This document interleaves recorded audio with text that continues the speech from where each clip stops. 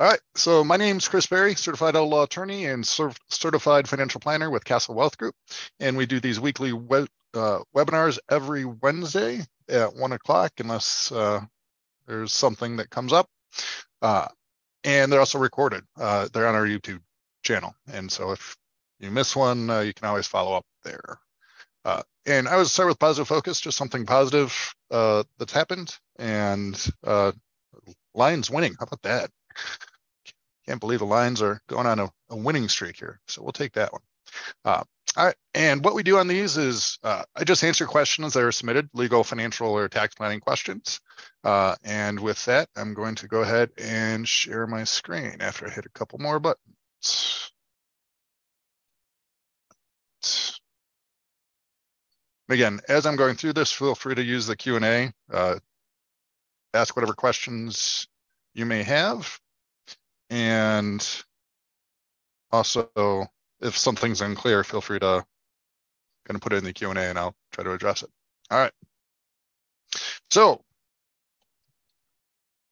keep in mind, this is general information. You want to see how it applies to your situation, just reach out to our office. All right, so the first question here is, what is the difference between a legacy and a grantor trust? What is the difference between a legacy and a castle trust? Does a legacy trust protect from lawsuits or Medicaid spend down? So, and we have a couple kind of more legal questions today. So what we're doing is we're talking about trusts. Trusts are a way to avoid probate, a way to control that distribution, and can, if it's set up correctly, build in asset protection.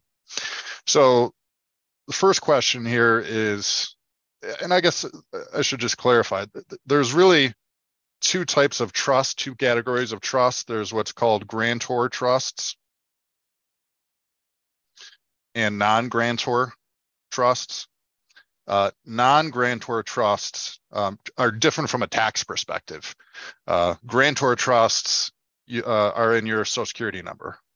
Okay, a non-grantor trust would have its own tax ID number, would be required to pay taxes.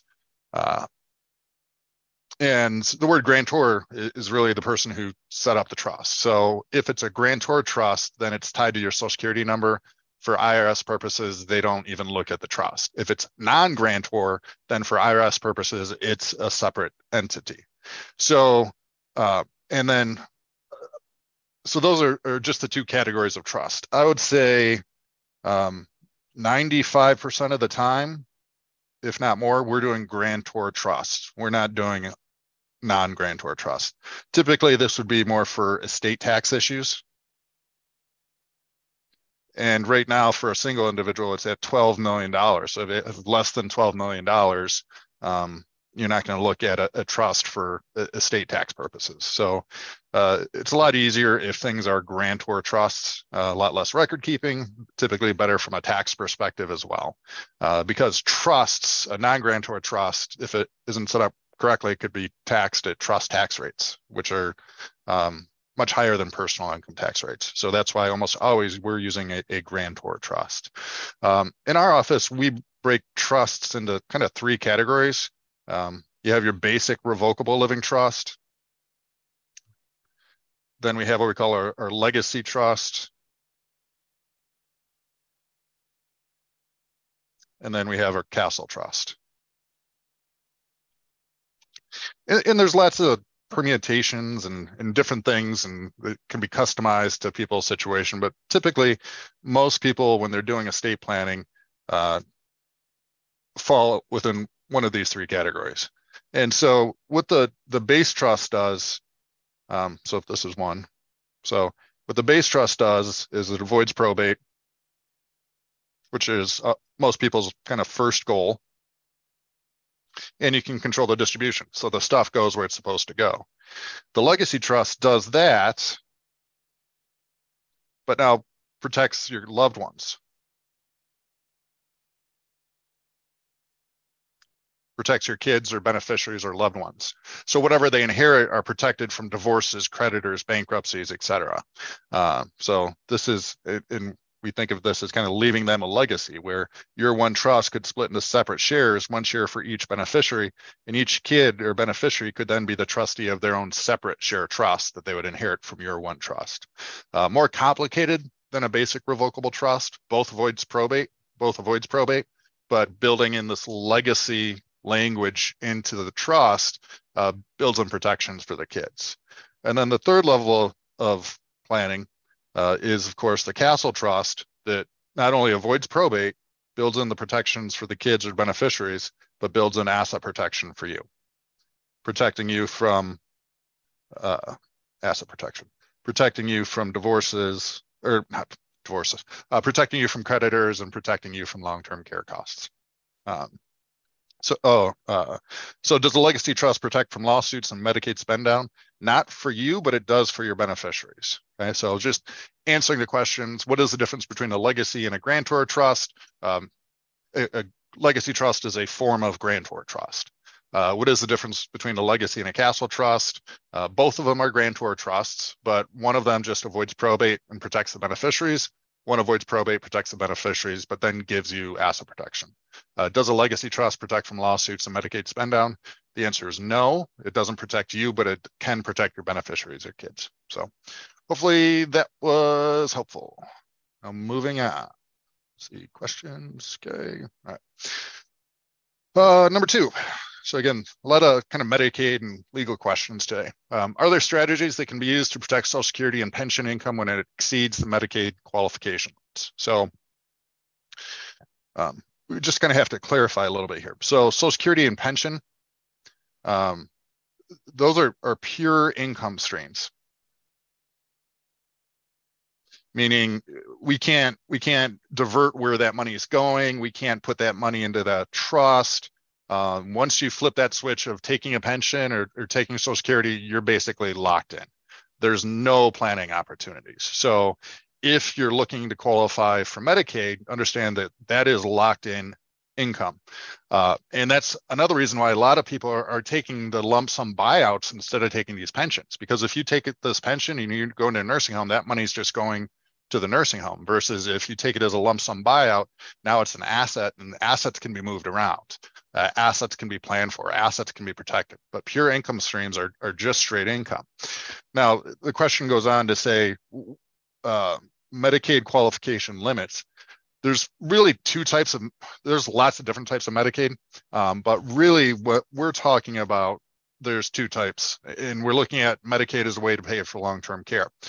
There's what's called the Michigan Choice Waiver Program. That does have a income test. And it's adjusted for inflation, but it was around 2000. I think it was like $2,202 or something. It changes every year for inflation. But that Medicaid program, the Michigan Choice Waiver Program, can cover things like home care and assisted living, but there's a long wait list. And unfortunately, there's not a lot of funding for that program. So that's a little bit of a pipe dream. Now, the typical Medicaid that we deal with or that we see is nursing home Medicaid. Nursing home Medicaid does not have an income qualification. Okay. So you could have $6,000 a month coming in from your Social Security and pension and still qualify for Medicaid in the nursing home, because nursing home Medicaid has no income limit. And it can be confusing, because if you go online and you're looking at Medicaid, community-based Medicaid, there is an income limit. But with nursing home Medicaid, there is not an income limit. Now, what happens to that Social Security and pension, all of that money, if you are, again, this is thinking about nursing homes, which these days run about $10,000 to $15,000 a month. Whoops, $10,000 to $15,000 a month. So nursing home Medicaid doesn't have an income test, but that income, that goes to what's called a patient pay amount. So any income you have coming in has to go to the nursing home.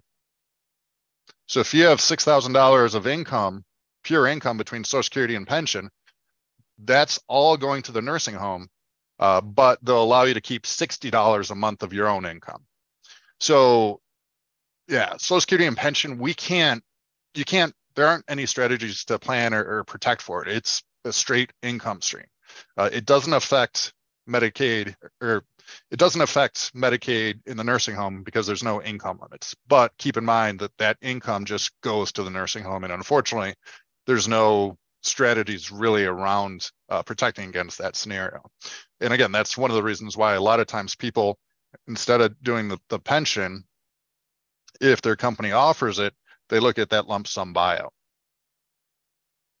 Because now we can turn that pension into an asset, and we can look at things like throwing it into a castle trust, or there's things we can do at the last minute to try to protect assets. All right. Number 3 that just came in. And if you do have any questions, please put it in the Q&A. So this one just came in earlier. So question is, mom just turned 90. So mom is 90. Makes large annual gifts.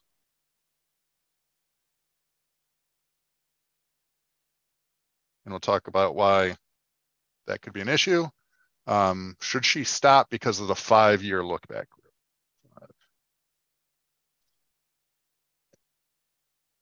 And so, look back. So what we're talking about here is Medicaid looks back 5 years to see if you moved any money around, and if they have, they're going to penalize you. Or is there a strategy using her castle trust? Yeah. Okay. So let's say mom is 90. She wants to make large gifts to family each year. The problem is that Medicaid looks back 5 years to see if you moved any money around, because Medicaid has this asset test where a married couple at most can have $120,000. A single individual can only have $2,000 worth of countable assets. And then Medicaid looks back 5 years from the time you apply for Medicaid to see if you moved any money around. And if you have, they're going to penalize you. It's called a divestment penalty. So one strategy is to set up an asset protection trust and move money, move real estate, your home, move your business, all into the trust. And the Castle Trust starts that 5-year clock. So if you can make it 5 years from the time that you move the asset into the trust before you need a nursing home, 100% of what's in that trust would be protected from that nursing home or Medicaid spend down. So here's kind of the wrinkle is, all right, well, mom wants to make gifts. So mom wants to make gifts to the kids or whoever else she wants to make gifts to. So the problem is, if mom is gifting directly to the kids, each time she gifts, that gift has its own 5-year clock tied to it. So if she's making annual gifts, and you can make gifts for gift tax purposes, you can't for Medicaid. Medicaid's going to look back and over the 5 years and see if you've moved any money around, if you've gifted any money away for whatever reason. It doesn't matter the reason. And it doesn't matter even if you're doing it intentionally to qualify for Medicaid. If, let's say, you made a big gift of $20,000 and then suffered a stroke and needed nursing home care, it's not like you're planning on divesting, but they do look back 5 years. So they're pretty harsh as it relates to divestments and giving money away. But let's say that we still want to make these large annual gifts. Instead of gifting it from mom's name, because that's a divestment, no, we don't want to do that. What you can do, depending on the situation, is gift from the trust. So what happens is, let's say mom put this money into the trust in like 2015. Okay, she funded the trust. Now it's made it the 5 years. We made it the 5 years, so yay. What that means is any of the money inside of the trust, as long as it doesn't touch mom again, so it can't go directly back to mom. We don't want that. But if it comes out of the trust, she can basically do whatever she wants with that money, following the terms of the trust. So if mom does want to make large annual gifts, don't make it from mom's name, make it from the trust, and make sure that the money doesn't go back and touch mom again. If it touches mom individually, then that would restart the 5-year clock. Let me just read the question. Or is there a strategy using our Castle Trust in case she depletes her other savings due to health issues within 5 years? Yeah. Yeah. So what I would look at doing in terms of like from a financial planning standpoint is first we would want to use any money that's in mom's name, spend that. And then if we need additional funds, that's when you would get into the Castle Trust, and you should kind of invest differently for what mom needs now versus soon versus later. So, all right. So here's another question that just came in. Let me see if I can knock this down real quick. Just retired this past spring. My employer had sold the business a few years back, but when he heard I retired, he sent me a $5,000 check from a personal account, which was labeled gift account as a thank you for being his longtime employee. It's a very nice gift. The way I understand this is that this gift is not taxable and not listed on my tax return because it's under the annual dollar limit a person can give. Okay, so let me kind of restate that. Individual retired, congratulations, of course. Received a gift of $5,000 from her employer. How is it taxed? In the $5,000 gift was from personal account, not the business account. That almost could be income, but I think it would still classify as a gift. The way I understand, okay, yeah. So with gifting, there's two things. There's the annual gift tax exclusion amount, which right now is $16,000. So as long as you gift less than $16,000, and you can do that to as many people as you want, there's zero gift taxes. So if everyone on this webinar gifted me $5,000, no one would have to file any gift taxes. There would be no gift tax due. So not only, and sometimes this throws people for a loop, the person receiving the gift never owes any tax. The person giving the gift may be the one that's taxed. So if they were to gift, like $20,000, well, that's over the gift tax limit. So would the person receiving the gift owe a tax now? The answer is no. Again, the person receiving a gift, you could be gifted $1 million. If it's a gift, you owe zero tax. It's the person giving the gift that may owe a tax. But in addition to your annual gift tax exclusion of $16,000 a year, we also have a lifetime gift tax exclusion amount.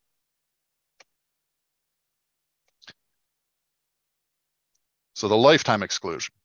So let's say I were to gift you $20,000. Would you owe any tax? The answer is no. Would I owe a tax? No, because I also have a lifetime exclusion. So if I gift over the $16,000, now all I have to do is fill out a gift tax form and notify the IRS that I'm cutting into my lifetime $12 million lifetime gift exclusion. And if you've noticed, I talked about estate taxes. This number is tied together. It's the estate and gift tax exclusion. It's called the unified credit. So as long as you either gift less than or pass away with less than $12 million, you owe zero tax. So again, if you received a check of $5,000, there's no tax to you. The person writing the check owes no tax because they gifted less than the annual gift tax exclusion. They don't have to fill out the gift tax form because it's under the exclusion. So this would be IRS isn't coming after that money. So hopefully that's helpful, and congratulations. All right. With that, included is MESP contribute. Yeah, so the follow-up question here is, it would be contributions to like 529s. Is that considered a gift? It is. There's some rules around that where you could bunch like 5 years worth of gifts all in 1 year if you wanted to do it. But again, like let's say you threw in like $100,000 into one of those accounts, all you'd have to do is fill out a gift tax form. So government wants their cut, but they do give us some exemptions or coupons occasionally. So, all right. With that, I want to thank everyone. Thank you. We have webinars still coming up, and we'll be going into the new year. I'm just kind of looking at the calendar here. So we're going to have holidays coming up. So yeah, we're going to have one next Wednesday, the 21st. And then that'll be the last one of the year. So